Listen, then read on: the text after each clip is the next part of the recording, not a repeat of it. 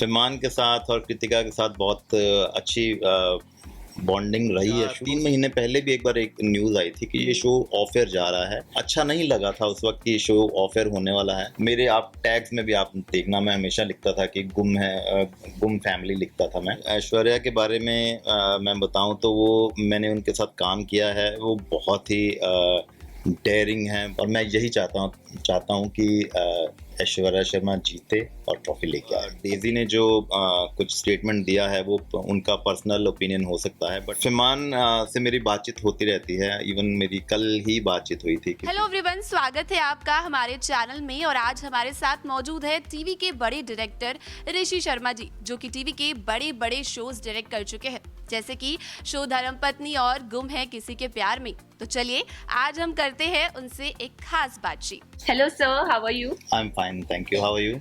I am good sir. सबसे पहला सवाल तो सर मैं आपसे ये पूछना चाहूंगी आपकी जर्नी को लेकर कि आपकी जर्नी कैसी रही, और जब भी एक नया शो शुरू होता है तो किस तरीके से आपका एक्साइटमेंट होता है, क्या कहना चाहेंगे? अपनी जर्नी के बारे में ये बताना चाहूँगा, बहुत पुरानी जर्नी है मेरी दो जो जर्नी जो है एज ए डायरेक्टर शुरू हुई 2007 में।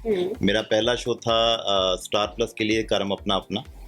तो उसके बाद मैंने काफ़ी स्टार प्लस के शोज़ किए, कहानी घर घर की, क्योंकि सास बहू की बहू थी। Then I directed Maika, that was a famous show, and Saat Phere, और उसके बाद फिर पवित्र रिश्ता, और फिर वीरा, बहुत सारे शोज़ किए मैंने।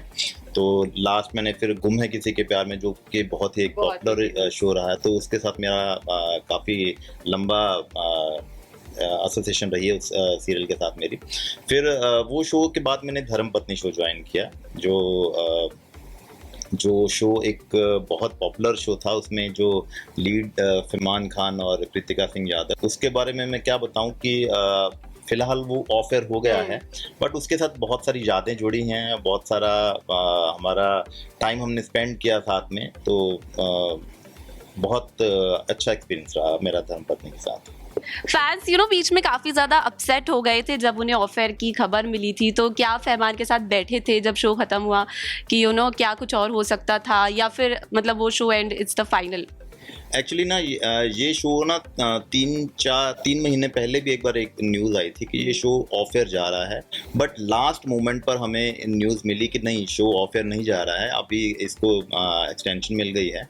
तो 3-4 महीने की एक्सटेंशन मिली इसको। तो जब लास्ट कुछ दिन पहले हमें जब पता चला कि ये शो ऑफ एयर होने वाला है, तो थोड़ा बुरा लगा, क्योंकि इसमें बहुत सारा करने को था, बहुत सारे जो ट्रैक्स थे वो अभी एक्सप्लोर होने थे। तो अच्छा नहीं लगा था उस वक्त कि शो ऑफ एयर होने वाला है। तो बट जो चैनल्स का और जो मेकर्स का डिसीजन होता है वो लास्ट होता है, तो शो जल्दी ऑफ एयर हो गया, और चलना चाहिए था। ओके तो आप टीवी के काफ़ी ज़्यादा एक्सपीरियंस है आपको, आपने बड़े बड़े शोज डायरेक्ट किए हैं, तो अभी फैंस को मतलब कुछ अलग देखने को मिलने वाला है? कितना अपकमिंग प्रोजेक्ट कितना एक्साइटिंग होने वाला है फैंस के लिए? Talks are on for new project. मैं अभी फ़िलहाल मैं बता नहीं सकता कि मैं कौन सा प्रोजेक्ट करने वाला हूँ, बट आई एम श्योर कि जो भी मेरे देखने वाले होंगे, जो मुझे पसंद करते हैं मेरे डायरेक्शन को या मेरे काम को, तो उनको एक अच्छा प्रोजेक्ट देखने को मिलेगा। सेट से कोई आप फनी मोमेंट शेयर करना चाहेंगे? फरमान के साथ आपकी बहुत अच्छी बॉन्डिंग थी, कृतिका के साथ भी, तो क्या कहना चाहेंगे? फरमान के साथ और कृतिका के साथ बहुत अच्छी बॉन्डिंग रही है, शुरू से ही, डे वन से मेरी बहुत अच्छी बॉन्डिंग बन गई थी उनके साथ।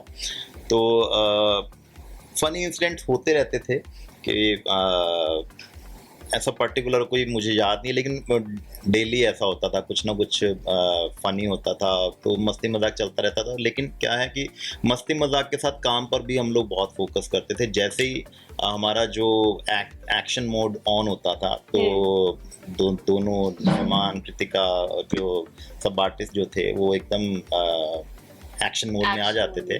तो और काम हो जाता था, अच्छा हो जाता था, बहुत अच्छा हो जाता था और पता भी नहीं चलता था। हमेशा फहमान और कृतिका आपकी बहुत तारीफ करते हुए नजर आए। आपको एज अ कूल डायरेक्टर भी हमने दिखा है, काफी सारे बीटीएस रिलीज हुए, लेकिन क्या कभी आपको ऐसा गुस्सा आया उन पर कि मतलब सीन अच्छे से नहीं हो रहा है, अच्छे से करो, ऐसा कुछ? मैं वैसे हमेशा जब काम करता हूँ तो मैं कूल ही रहता हूँ, और क्योंकि जो गुस्से से आप ज़्यादा काम करवा नहीं सकते जो प्यार से आप करवा सकते हैं, तो मैं हमेशा कूल ही रहता हूँ।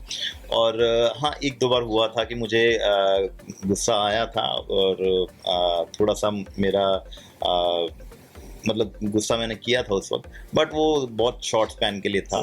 तो बट मैं हमेशा से जितना भी मैंने काम किया इन सबके साथ, मैं बहुत कूल रह के कूल माइंड से काम करता था, और सब मेरे साथ भी इतने फैमिलियर थे कि उनको पता था कि सर मतलब इतने कूलनेस में और फनी जोन में ही अपना सब हमारा काम कर लेंगे और अच्छा निकल के आएगा, सबको पता था ये। ओके।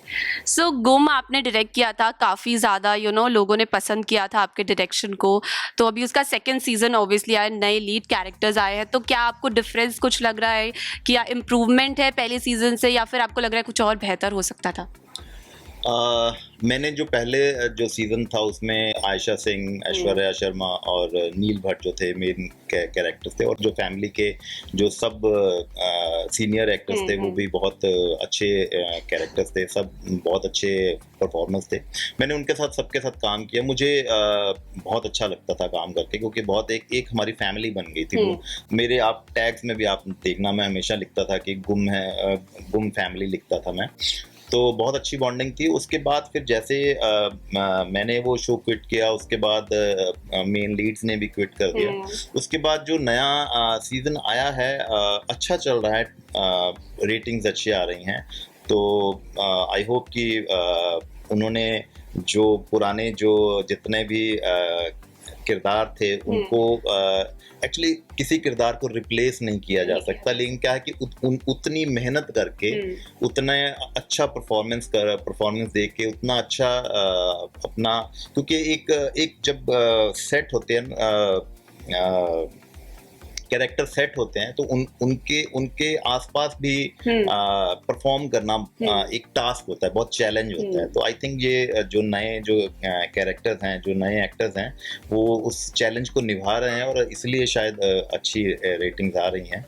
मैं शो मुझे ज़्यादा देखने का वक्त नहीं मिला मुझे, मैंने शो ज़्यादा देखा नहीं, बट कुछ जो एपिसोड देखे बहुत अच्छे हैं, और सब जो नए जो एक्टर्स हैं वो बहुत अच्छा काम कर रहे हैं इसमें। जो फैंस हैं वो आप अभी भी देख लीजिए, कोलाज वगैरह उनका चलता ही रहता है, इंस्टा पे बनाते हैं, पुरानी कास्ट को अभी भी बहुत मिस करते हैं। तो आयशा और ऐश्वर्या नील के साथ आपका अभी भी वो कनेक्शन है, आपकी बात होती है उन लोगों से? ज़्यादा बात तो नहीं होती हमारी, लेकिन हम लोग कनेक्टेड हैं एक दूसरे से through Instagram, through social media. और हालांकि मैं बीच में जब मैंने ये एक शो क्विट कर दिया था तो मैं उनसे एक मिलने भी गया था एक बार सेट पे, तो वहाँ पर मैं नील भट्ट से मिला और आयशा सिंह से मिला, तो हमें बहुत एक दूसरे को मिलके बहुत खुशी हुई है। काफ़ी टाइम बाद मिले थे हम लोग, तो अच्छा लगता है वापस मिलकर उनसे सबसे। ओके। तो अभी ऐश्वर्या जो है वो खतरों के खिलाड़ी सीजन 13 के फिनाले में पहुंच चुकी है, तो आप क्या कहना चाहेंगे जिस तरीके से उन्होंने परफॉर्म किया, उनकी परफॉर्मेंस को लेकर कुछ आप कमेंट करना चाहेंगे? ऐश्वर्या के बारे में मैं बताऊं तो वो मैंने उनके साथ काम किया है, वो बहुत ही डेयरिंग हैं, बहुत ही चैलेंज एक्सेप्ट करने वाली हैं। तो खतरों के खिलाड़ी में वो टॉप फाइनलिस्ट में आई हैं, तो मेरी तो यही विश है कि वो खतरों के खिलाड़ी की ट्रॉफी लेकर आएँ, जीत के आएँ, और मैं और मैं फिर जब वो जीत के आएंगी तो मैं डेफिनेटली उनको फ़ोन करके बधाई दूंगा, और मैं यही चाहता हूँ कि ऐश्वर्या शर्मा जीते और ट्रॉफी लेके आए। ऐश्वर्या काफ़ी फेवरेट रही हैं सबकी खतरों के खिलाड़ी सीजन 13 में, लेकिन सोशल मीडिया पे कई सारे सवाल उठ रहे थे। हाल ही में एक इंटरव्यू दिया था डेजी ने, उन्होंने कहा था कि इस बार कुछ कोड रेड कर कुछ किया गया है अलग से, तो उसमें शायद कुड बी स्क्रिप्टेड ऐसा, तो आप तो टीवी शो तो ऑलरेडी स्क्रिप्टेड होता ही है, तो आपको क्या लगता है कि रियलिटी शोज में कोई स्कोप होता है स्क्रिप्ट का? आई डोंट थिंक ऐसा कुछ स्क्रिप्टेड होता है, बट वो डेजी ने जो कुछ स्टेटमेंट दिया है वो उनका पर्सनल ओपिनियन हो सकता है, बट मुझे नहीं लगता कि कुछ उसमें जो रियलिटी शोज में कुछ स्क्रिप्टेड होता है। ओके। सो एक क्वेश्चन आपसे और पूछना चाहेंगे, रियलिटी शोज की भरमार आ रही है, अभी तो खतरों, झलक एंड ऑल सब हो रहा है, तो फहमान के आप काफ़ी क्लोज है, फैंस जानना चाहते हैं कि क्या फहमान भी जा रहे हैं बिग बॉस में? फहमान से मेरी बातचीत होती रहती है, इवन मेरी कल ही बातचीत हुई थी, क्योंकि उनका एक म्यूज़िक वीडियो रिलीज़ हुआ है जो उन्होंने खुद डायरेक्ट किया है। तो वो बहुत अच्छा यूट्यूब पे बहुत अच्छा रिस्पांस मिला है उसका, तो उसके लिए मैंने उनको फ़ोन करके उनको कॉन्ग्रेचुलेट बोला, और हमारी बातचीत काफ़ी टेक्निकल काफ़ी बातचीत हुई हमारी, क्योंकि बहुत अच्छे डायरेक्टर तो ऑलरेडी हैं ही वो, क्योंकि उन्होंने पहले भी एक वीडियो डायरेक्ट किया था, बहुत अच्छा रिस्पांस मिला था। तो अभी भी बहुत अच्छा शूट किया है, बहुत अच्छा डायरेक्ट किया है उन्होंने। तो मेरी कल ही बातचीत हुई, तो वो बिग बॉस के बारे में मेरी बातचीत नहीं हुई कि वो जा रहे हैं या नहीं जा रहे हैं, बट उन्होंने कुछ ऐसा मैंने जब पूछा था तो उन्होंने बोला था कि मैं कुछ दिन फ्री हूँ, तो मैं अपने फैमिली को मिलने बैंगलोर जा रहा हूँ। तो बिग बॉस के बारे में तो मुझे नहीं पता कि वो उसमें जा रहे हैं। डायरेक्शन के लिए टिप्स लेते हैं फहमान आपसे?